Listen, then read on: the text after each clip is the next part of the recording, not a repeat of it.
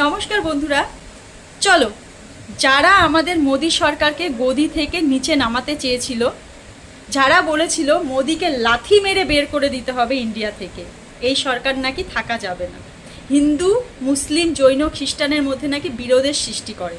তো চলো ভাই, আমি কিছু রেকর্ডিং এখানে তুলে ধরলাম। करती हूँ मोदी भाईजान को। इस वक्त जो सुरक्षित हमारा देश है वो मोदी भाईजान की वजह से है। मोदी भाईजान के हाथ में देश है, हम सब सुरक्षित हैं।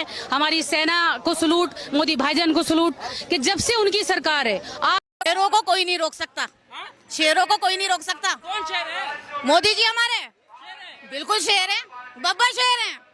দেখলে কে কি বললো। ভাই, যারা বলেছিলিস যে মোদিকে নাকি লাথি মেরে বের করে দিবি, গদি থেকে নিচে নামাবি, তো তাদের এক একজনের থোবড়াগুলোকে কি তুলে ধরবো স্ক্রিনে?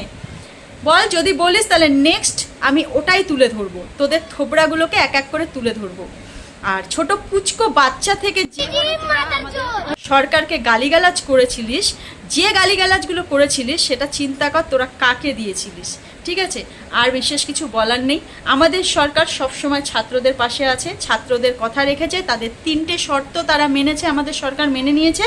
এবং ককরোচ জনতা পার্টিতে যারা রিয়েল ছাত্র ছিল তারা আশা করি এতক্ষণে বাড়ি অবধি পৌঁছে গেছে।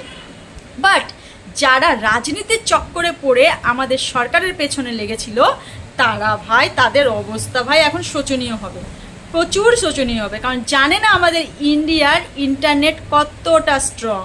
ঠিক আছে, এটা বাংলাদেশ, নেপাল, শ্রীলঙ্কা না, এটা ইন্ডিয়া, জাস্ট ইন্ডিয়া।